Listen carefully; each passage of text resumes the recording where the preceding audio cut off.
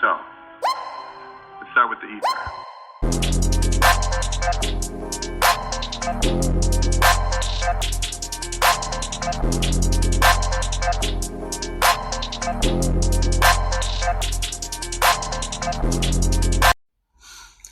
This is Sarah from Northern Cali, and you're listening to the E.I.T.H.R podcast with D.Cal.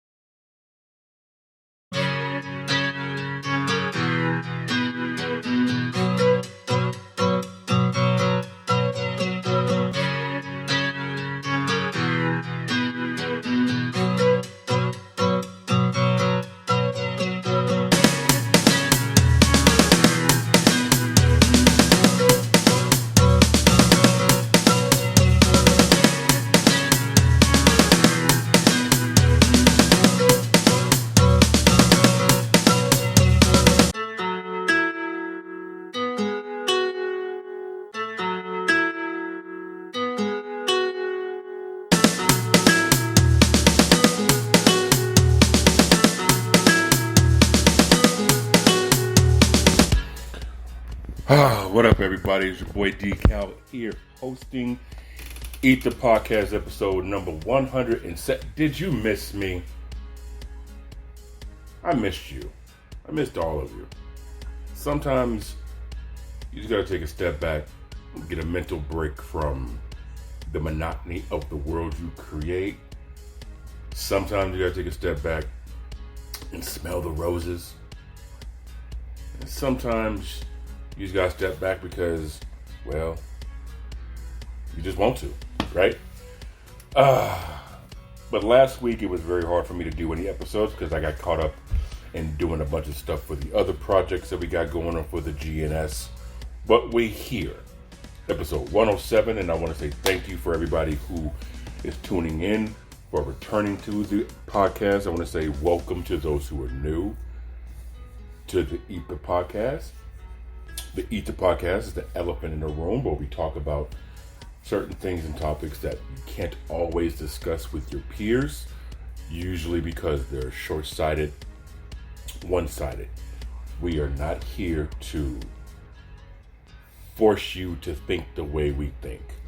What the E.I.T.H.R is all about is giving you a different perspective on something in which you may view differently on.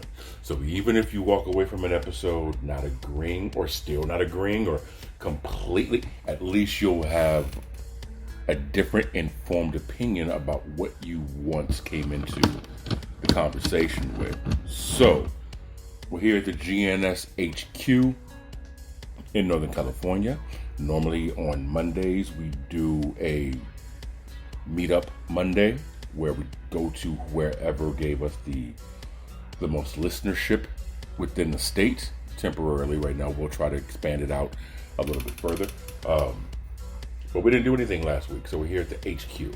So we like to do something also called a shout out, and I'm going to give a shout out to GNSETV, which is part of the GNS Entertainment branch. We got a project that we are in the process of doing, and it's kind of rejuvenated my excitement. So we're going to talk about that a little bit later on in the podcast. So inspirational, motivational. I like to do the podcast in the beginning to inspire those who are listening, because sometimes there's not enough positivity going on in the world.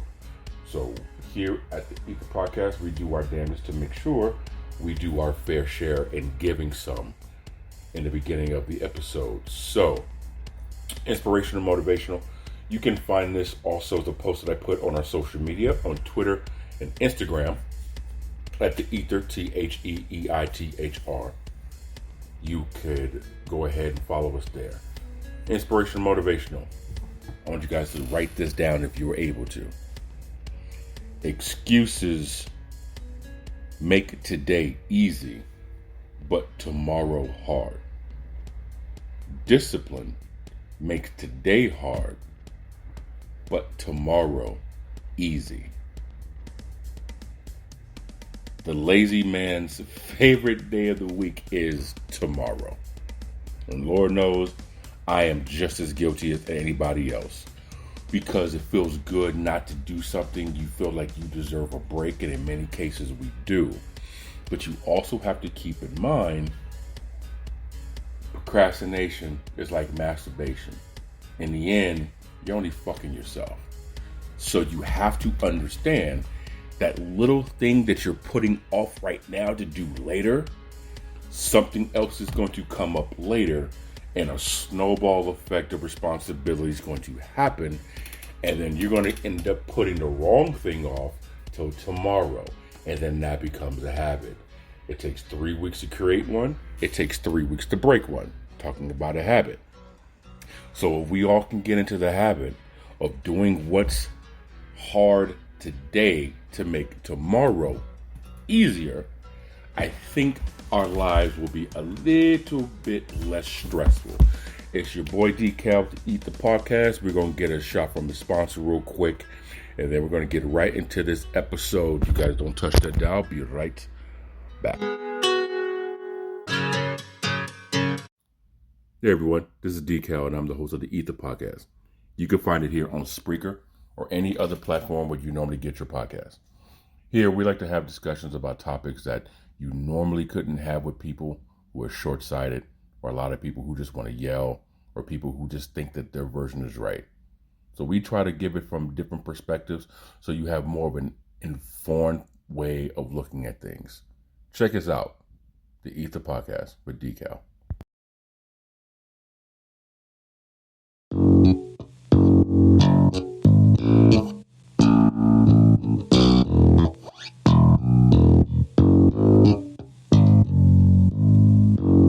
This is a GNS Entertainment exclusive.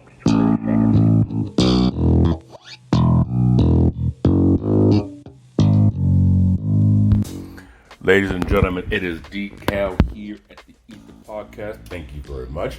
Write this number down, 916-282-9273. You guys got that? 916-282-9273. And what that is, let me make sure I got that number right, because I try to be all cool and memorize the shit. I'm sorry, 916-282-9372. I was close. 916-282-9372. What that number is, it's the number here to the podcast. So you could call me up. Hey DK, I got something I want to talk about. I want you to talk about on the podcast. You can shoot a text message. Hey DK, talk about this on your podcast. Greatly appreciate it. You also can download the Spreaker app, and you can chat with me while I am live doing a podcast.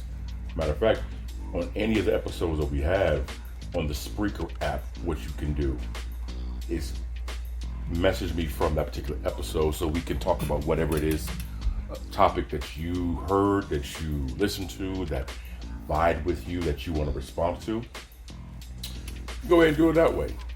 But like I said, if you want to call, 916-282-9372.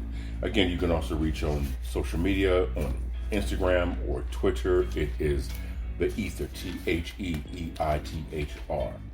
Okay, so there's that. It's Monday, so we're going to start this thing off the right way. GNSETV. It is my personal television channel. If you heard the previous episode, you are familiar with it.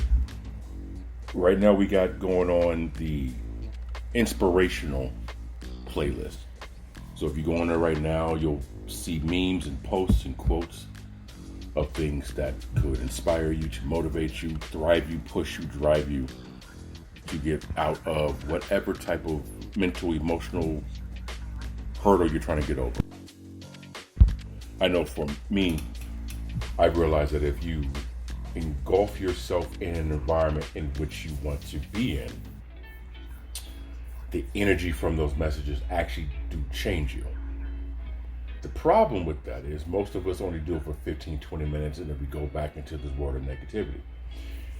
So what I did was on this playlist is add some instrumentals, and I feel things that if you just put it on in the morning when you wake up, put it on when you're in your way to work, put it on your lunch break, put it on your commute home, when you go to bed, something to where you can listen to, you can observe, you can read it. And I want to say it was Bob Tracy. If you change the way you look at things, the way you think, if you change the way you look at things, the things you look at will change. And everything starts with a mindset. Okay? So if you go to GNSETV.com and you go ahead and sign up, it's a free subscription, you can go ahead and see that. Along with that, the thing that I got going on is GNS Entertainment also did a movie script about a few years ago. And I submitted it to the LOC and to the Writers Guild. And the movie director that I was in contact with, for whatever reason, we lost contact. I'm sure just nature of the beast. I got a hold of another movie director, and we were in conversation, and he vouched that I knew the movie director whose name I dropped, and that individual remembered me, and he remembered the idea. And I remember meeting Mark S. Allen. If you're in the Sacramento area, you know who Mark S. Allen is. He's the one who introduced me to the director, and Mark has said himself, this is a project that the world needs to see. Now, this is back in 9 years ago. And so, moving forward, this idea, I'm deciding to turn into possibly an animation series or a comic strip type of series. I haven't decided which route I'm going to go with, but I've already put some feelers out there for people who possibly would like to be in this little film idea.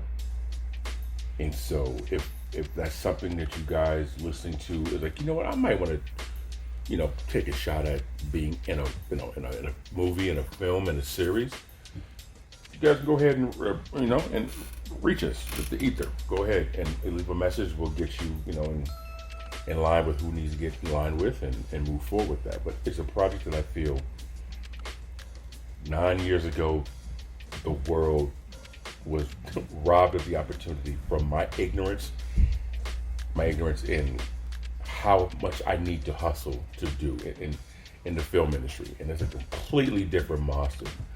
And they even said you might have to travel from here to Los Angeles to find him to get in front of him, because that world moves like that, where you just have to be there in the moment.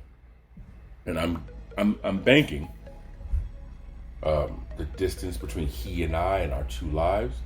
I just got pushed in the back of the burner, but that's okay, because I made today easy, which made tomorrow hard. I made yesterday easy, which made today hard, for the past nearly a decade.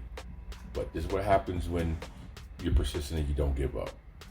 So we're going to talk more about that when it gets closer to the time, but there's a movie idea in which I feel will be great for the family, which will be great for the children, which will be great for those of you who want to learn, who is willing to learn something that you may possibly not have been aware of in any other circumstances in your life. So I'm going to leave it at that.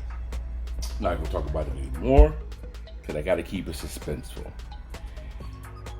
The one topic that I want to talk about today is, Lord knows, we've all had those movies, right? That kind of make you think, that have those hidden gems, those hidden messages in it that relates to life, but it's depicted in a more sci-fi or fictional manner.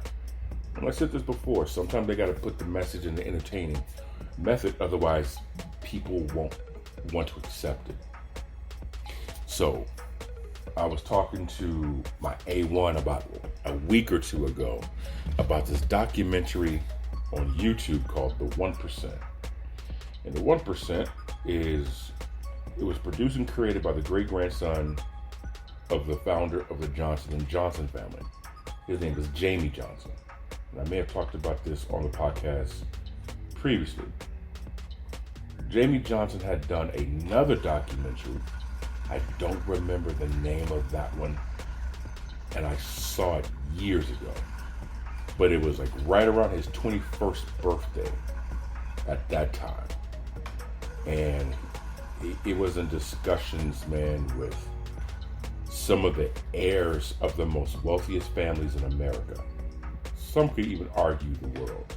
It was heirs to people like in the gaming industry, those in the publishing industry. I'm talking about the families who own Vogue magazine, Money magazine, Forbes magazine. It's like one family who owns all those publications.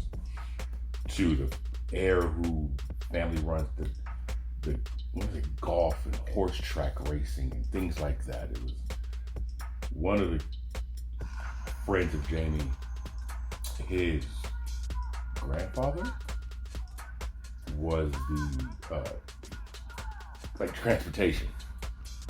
You know, one of the founding people to bring the railroad into America. So it was crazy, like all these people who, you know, are heirs of these families that basically run a lot of what's going on in America.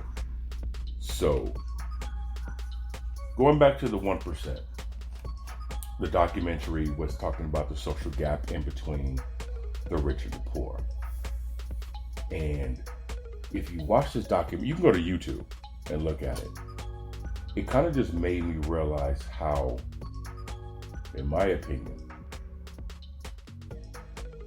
in order for you to truly get over the financial hump that is set up for society to function in, you kind of got to go against the grain and detach yourself from tools and toys that they give us to keep us entertained. And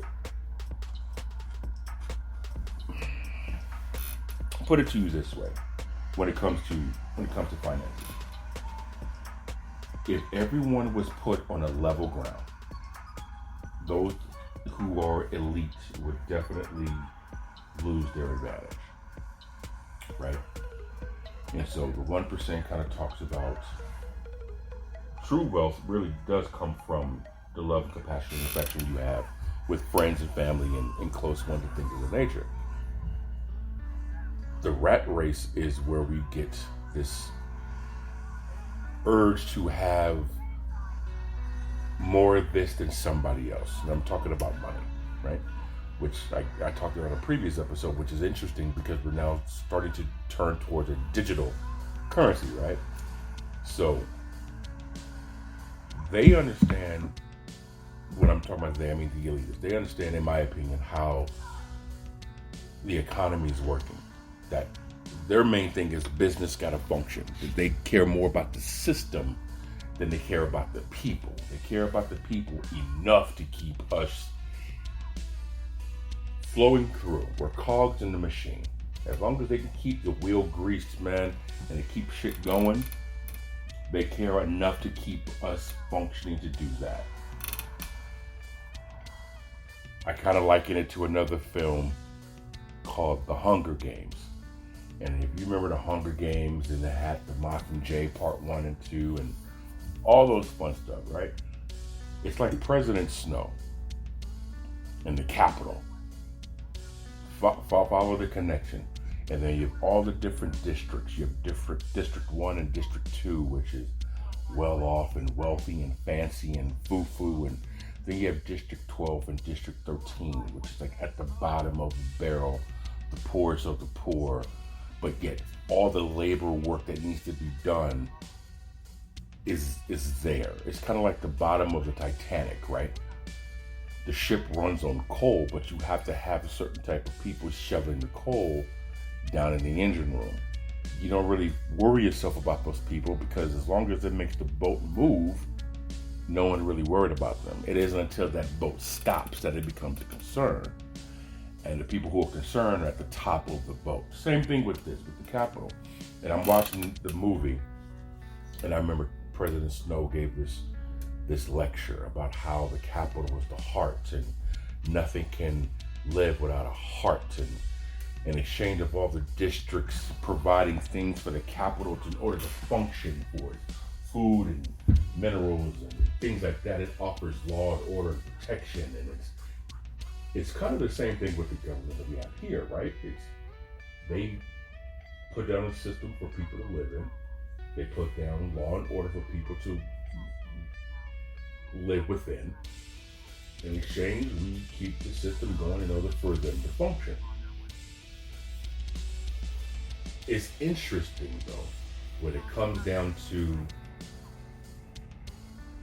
each district has a responsibility, yet at the same time, each district is within itself. When I kind of liken it to neighborhoods and redlining, and I know this might be a very touchy subject for a lot of people, but when you are afraid of someone, that fear would consume you. That fear can also turn into hate. And that hate can turn into division. And one thing that I've learned, again from the movie, The Hunger Games, is the capital controls the Pravos, right? That's what they call it, the Pravos. And that's the propaganda. That's their news. And I liken it to the news of people tend to believe that the news is a waste of time, and it's the spoon stirring the pot, and it's this, that, and the other, but a lot of their information comes from the news. Guess who controls the news? Guess who controls the information that we have? So I try to, gear people into, listen, man, take what they're saying with a grain of salt, keep it in mind, but understand that's not the end-all be-all of everything. Because there's a reason why they try to keep people in school and off the streets. Not because the streets are so much unsafe, but it's also because the streets can teach you how to move around snakes and vultures, right? That's kind of one thing why they don't like people who come from poor neighborhoods to necessarily make it to the top.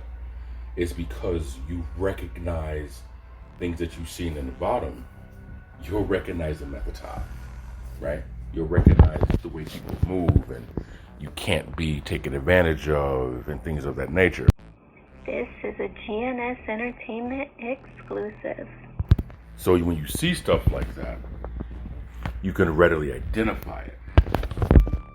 That's kind of the reason why I try to get people to, listen, if you're from this neighborhood, if you can hang out with someone from this neighborhood, do it.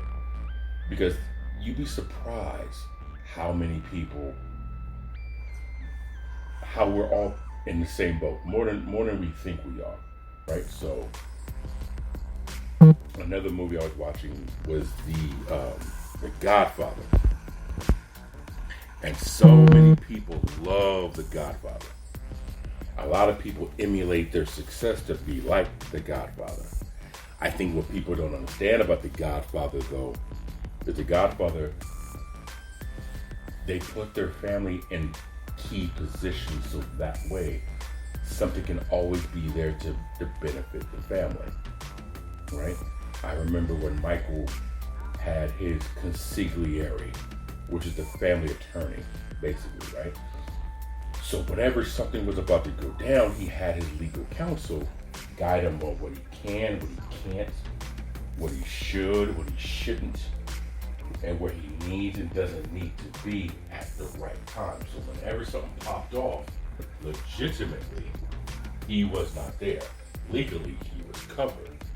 You have another movie called Sugar Hill, which is probably one of my favorite Wesley Snipes movies, right? And you had Saul, who had a son who was a cop. And the purpose of me bringing these films up, just so you guys understand it, is this. These movies kind of teach you how to move within the system if you pay close enough attention to it, right? So I feel, think, and believe that if people from the bottom were to teach your children, okay, we're having issues with finances, why don't you get into the financial game, right? Monopoly, the board game, right? Monopoly is a cool way to teach your kids how money works. It's a great way. It teaches about real estate, it teaches about budgeting, it teaches everything about that. I remember hearing Robert Kiyosaki even speak on how Monopoly is a great game to learn about finances. Because it teaches you finances in a fun way with fake money. So when you get into the real world, you have a better idea. Again, the movie, when it comes to The Godfather, if you can have family members get into the legal system, that's how you change the system. What did Jay-Z say? He says, I can't help the poor if I'm one of them.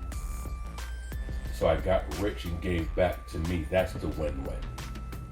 So it's, if you follow my footsteps down your own path accordingly, you'll have the same success that I do. And I just think in these films, a lot of us miss the conception, man. They really, truly just miss it. So a lot of these films are entertaining. Of course, it's entertainment. Yes, it's true. But like I said before in other episodes, man, I'm a very deep thinker when it comes to stuff like this. So when I see movies like The Hunger Games, it takes me back to, like President Snow said, he said, peace is a fragile thing. Anything above a whisper can destroy it. And you have to understand that if you want true change, real change, legitimate change, it will disrupt the world that you know as normal. It's going to change it. It just will. And I think a lot of people get caught up in the idea of the change. They don't necessarily understand the change. So you got to be cautious and you got to be careful about what you ask for, because you just might get it and then you realize that's the kind of thing that you don't like. Another film, this one was crazy, man. I watched a film called Soaked in Bleach.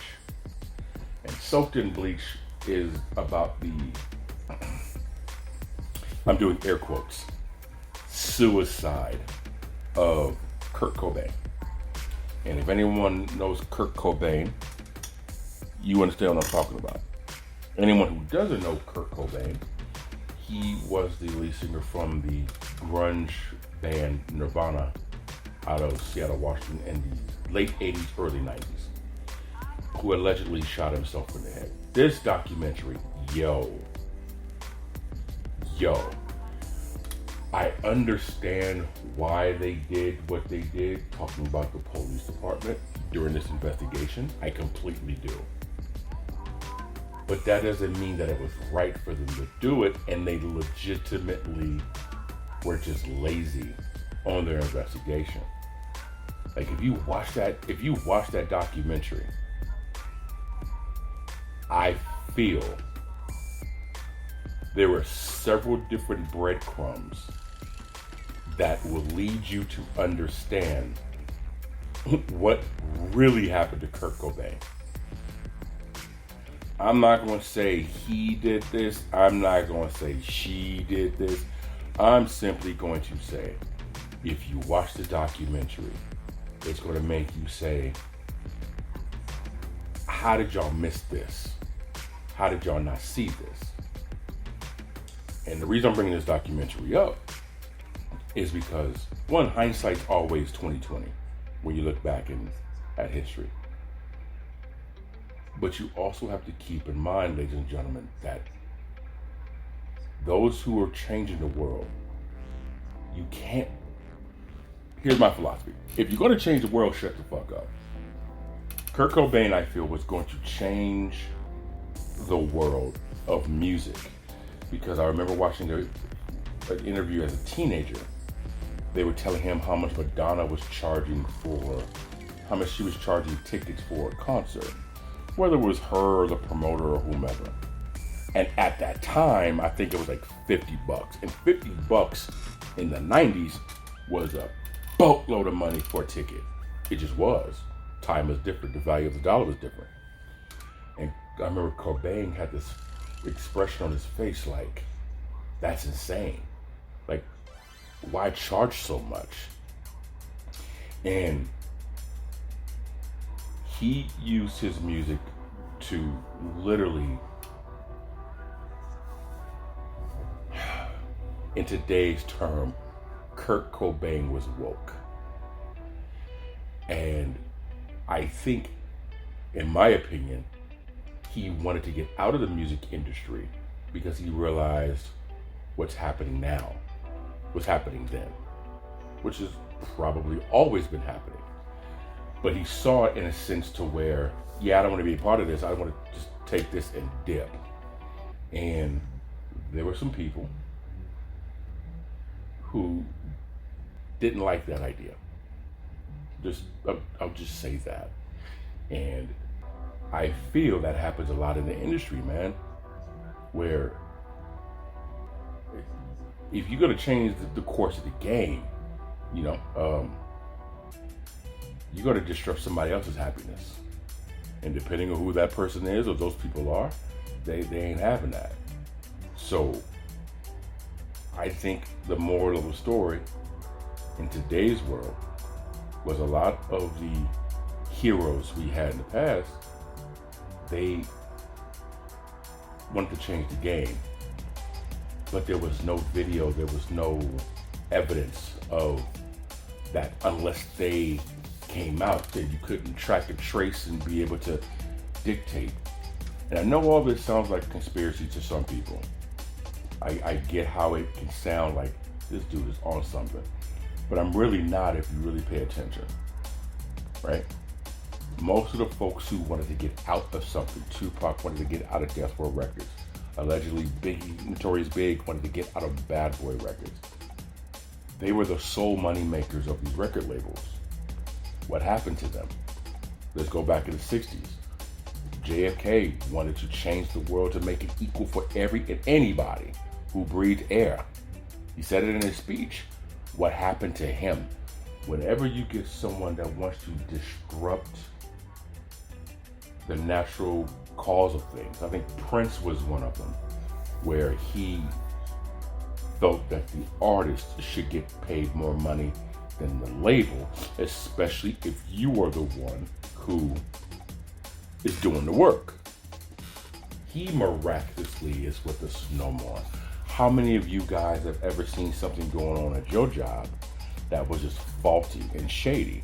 Listen, I was having some conversations with people, regarding gig opportunities, right? And most people don't want to shed light on it because, well, even though it's right for the people, it might be wrong for the business, for the bigger picture, for their bottom line. You'll get deactivated, you'll get silenced, you'll get canceled, you get removed. So sometimes letting everyone know your plan is not always the best move to go about. You got to be smart about it. You have to be smart in your moves. And so these films kind of just made me think a lot of people were, with good intention, kind of letting the world know what exactly they want to do. But the problem is, if you let your enemy know your strategy for battle, you'll never win that war.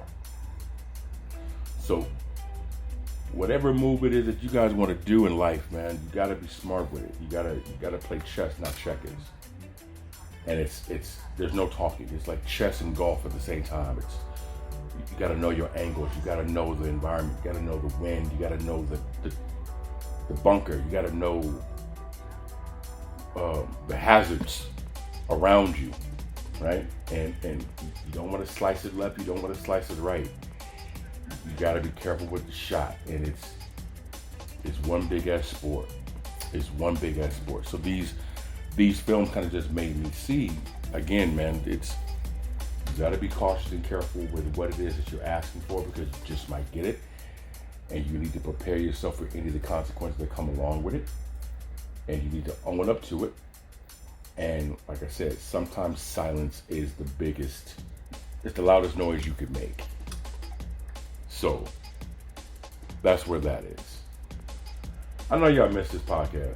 I know you really do. I know you. It seems like it's a bunch of gibberish, and again, in my mind, I want to change the world. Like Tupac Shakur once said, hopefully I'll be the spark that sets ablaze that flame. And all this shit will come burning down so the people will have a ground to stand on. You can follow at the E.I.T.H.R on Instagram. You can follow at the E.I.T.H.R on Twitter. You can subscribe for free, GNSETV. You can also follow us on TikTok under the parent company, which is the GNS Inc. THE GNS INC. Until next time, we out. Hello, my name is Candace Romero, and it has been my absolute privilege and honor to be teaching people about doTERRA's essential oils for the last 9 years and helping people live their most vibrant life. If you'd like to learn more about my natural solutions, please feel free to contact me on Facebook at Bay Area Terra Tribe Essential Oils and Natural Solutions, or check out my website, my.doterra.com/Romero. That's my.doterra.com/ROMERO.